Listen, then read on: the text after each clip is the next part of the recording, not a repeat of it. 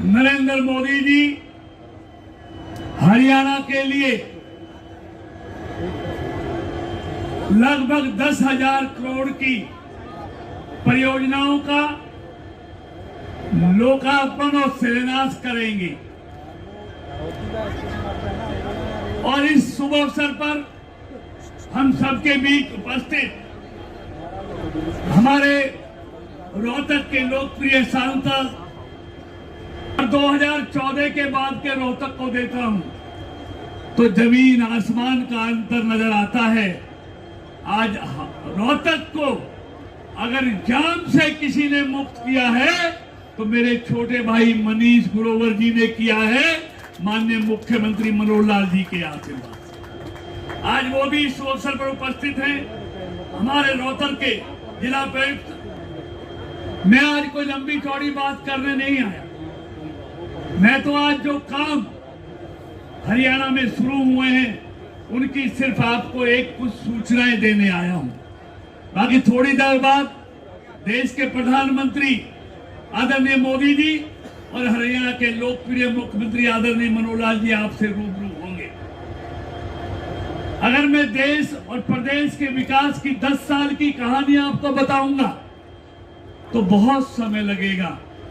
मित्रों, आज देश में और हरियाणा में जो परिवर्तन आया है उस परिवर्तन को अगर कोई करवाने वाला कोई असली हकदार है तो देश के 140 करोड़ लोग और हरियाणा के 3.25 करोड़ लोग इस परिवर्तन को करने वाले का श्रेय इनको जाता है। मित्रों, आज एक 22वें एम्स की 1650 करोड़ की लागत से आज रेवाड़ी में उसका शिलान्यास होने जा रहा है।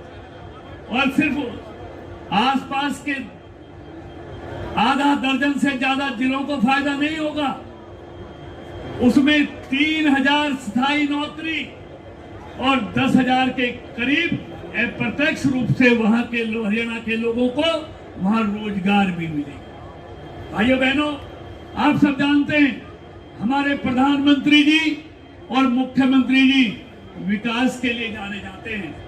उनके जीवन का एक ही ध्येय है, भारत को नंबर 1 पर लाना। 2047 तक भारत को विकसित भारत बनाना, श्रेष्ठ भारत बनाना, विश्व गुरु भारत बनाना और उसके लिए पूरा ढांचागत विकास आदरणीय मोदी जी के देश में करने में लगे हुए हैं। आज भारत के प्रति दुनिया का नजरिया कैसे बदला है? 2014 से पहले भारत के प्रति दुनिया का नजरिया क्या था और आज दुनिया का नजरिया भारत के प्रति कैसा है, ये काम नरेंद्र मोदी जी ने करके दिखलाया है।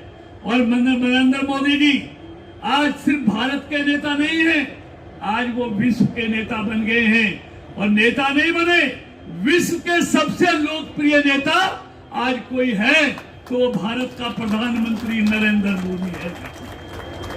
और वो इसलिए है क्योंकि उसके लिए देश प्रथम है। जो कुछ करूंगा देश के लिए करूंगा और इसी कारण वो दुनिया के लोकप्रिय नेता हैं। मैं उनके कामों के बारे में आज बताने नहीं आया, लेकिन मैं आज जो हरियाणा को आज जो देने जा रहे हैं मैं उनकी थोड़ी सी चर्चा करना चाहूंगा। आज प्रधानमंत्री जी रेवाड़ी काठवास रेल लाइन के दोहरीकरण का जो लगभग 27.73 किलोमीटर है, काठवास नारनौल रेल लाइन के दोहरीकरण का दूसरे वाला 24.12 किलोमीटर, भिवानी डोब भाली रेल लाइन के दोहरीकरण का 42.30 किलोमीटर, मानेहेडू भवानी खेड़ा लाइन के दोहरीकरण का 31.50 किलोमीटर की आज वो आधारशिला रखेंगे। साथियों, इसी क्रम में आदरणीय प्रधानमंत्री जी आज जो अभी अरविंद जी ने बताया 889 करोड़ रुपए की लागत से निर्मित रोहतक महम हांसी रेल लाइन, जिसकी कुल लंबाई 68 किलोमीटर है, को भी राष्ट्र को समर्पित करेंगे। और रोहतक महम हांसी रेल खंड के बीच ट्रेन सेवा को हरी झंडी दिखाएंगे। इससे इस क्षेत्र के स्थानीय निवासियों का रोहतक हिसार के मध्य वैकल्पिक छोटे मार्ग से तीव्र संपर्क होगा। रोजगार में बढ़ोतरी के साथ ही सामाजिक व आर्थिक प्रगति के भी मार्ग प्रशस्त होंगे।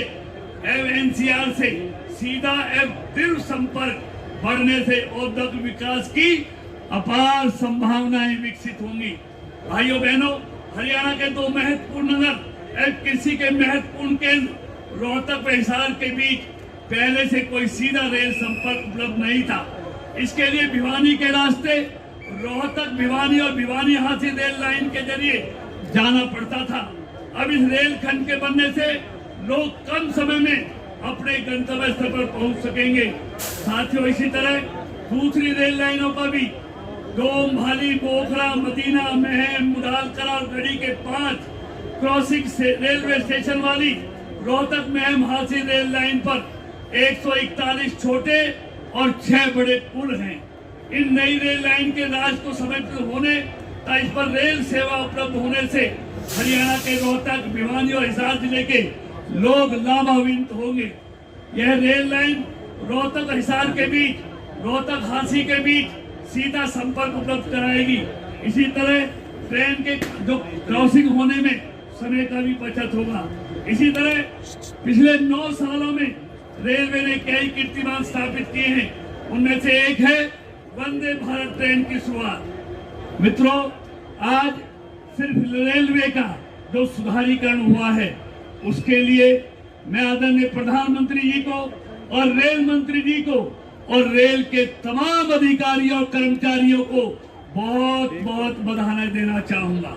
मित्रों, एक बात बताना चाहूंगा, आजादी के बाद 2014 तक जितना रेलवे का इलेक्ट्रिफिकेशन हुआ उससे 3 गुना रेलवे इलेक्ट्रिफिकेशन मोदी जी के राज में रेलवे का हुआ है। दोहराईकरण भी दुगना हुआ है। और आज आप रेलवे स्टेशनों की सूरत देखिए, उनकी साफ सफाई देखिए, रेलवे में खान पान देखिए, रेलवे की स्पीड देखिए, रेलवे की सुंदरता देखिए। ये सारी चीज 10 सालों में मोदी जी के मार्गदर्शन में जिस तेजी से बदली है, कभी किसी ने कल्पना नहीं की होगी। इसलिए मैं आज रेलवे पे बोल रहा हूं, वरना हर क्षेत्र में जितना काम 70 सालों में हुआ उतना काम मोदी जी की सरकार ने इन 10 सालों में किया है। चाहे एविएशन का काम हो, चाहे एयरपोर्ट का काम हो, हवाई जहाजों की संख्या हो, ग्रामीण सड़कों की बात हो, नेशनल हाईवे की बात हो, मेडिकल कॉलेज की बात हो, यूनिवर्सिटी की बात हो और एमबीबीएस की सीटें हो, एमडी की सीटें हो, किसी भी क्षेत्र में जाइए आपको डबल काम मिलेंगे।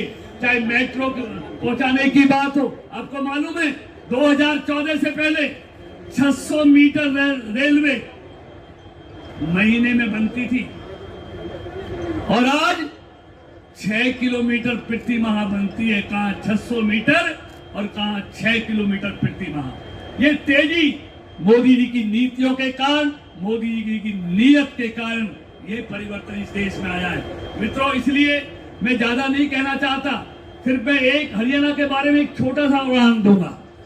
मैं कांग्रेस के मित्रों से पूछना चाहता हूं, हरियाणा में कांग्रेस के 10 साल में 550 किलोमीटर हाईवे मिले हरियाणा को, और मनोहर जी इन 10 सालों में हरियाणा के लिए 2550 किलोमीटर नेशनल हाईवे लेके आए हैं। जो आज कहते हैं कि हम 6000 बुढ़ापा पेंशन करेंगे, मित्रों मैं उनसे पूछना चाहता हूं, जब वो 10 साल तक राज में रहे तब उनको पेंशन की याद क्यों नहीं आई? 2005 में जब कांग्रेस की सरकार हरियाणा में आई, बुजुर्गों को, विधवाओं को, दिव्यांगों को पेंशन 300 रुपए मिलती थी, और जब कांग्रेस की सरकार 2014 में गई तो उस समय इन्होंने 10 साल में 700 रुपए बढ़ाए। और मनोहर जी ने जब सरकार आई 1000 पेंशन मिलती थी, आज कितनी मिलती है? 3000। इन्होंने 10 साल में 700 बढ़ाई और मनोहर जी ने 10 साल में 2000 बढ़ाई। आज इनको 6000 याद आते हैं। जब सत्ता में थे तब इनको बुजुर्ग दिखाई नहीं दिए, तब विधवाएं दिखाई नहीं दी, तब इनको दिव्यांग दिखाई नहीं दिए। कहते हैं ना, जब रंज दिया बुतों ने तो खुदा याद आया। आज इनको बुजुर्ग भी नजर आते हैं, किसान भी नजर आते हैं।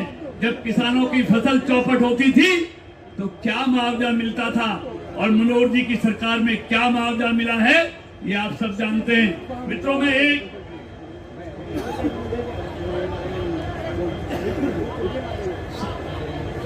एक बात और कहना चाहता हूं। अभी मैं देख रहा था ये कैसे पैसे बढ़ाते हैं। जो गांव के चौकीदार होते हैं ना, चौकीदार, जब ये सत्ता छोड़ के गए उनको 3500 रुपए मिलता था। 3500 रुपए 10 साल में।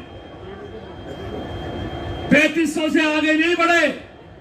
और मनोहर जी की सरकार ने चौकीदारों का वेतन कर दिया 11,000 रुपए, 7,500 रुपए बढ़ा। एक एक की सूची आपको मिल जाएगी, सब है यहां पर। आज पर कैपिटल इनकम दुगनी हो गई हरियाणा में। आज हरियाणा में 16 फसलें एमएसपी पर खरीदी जाती है। जरा पंजाब खरीद के दिखाए ना, पंजाब सरकार, मनोहर जी की सरकार खरीदती है 16 फसलों को एमएसपी पर खरीदती है। हमने एमएसपी भी उनसे ज्यादा बढ़ाई, खरीद भी उनसे दुगनी की और फसलों को एमएसपी भी उनसे ज्यादा दी।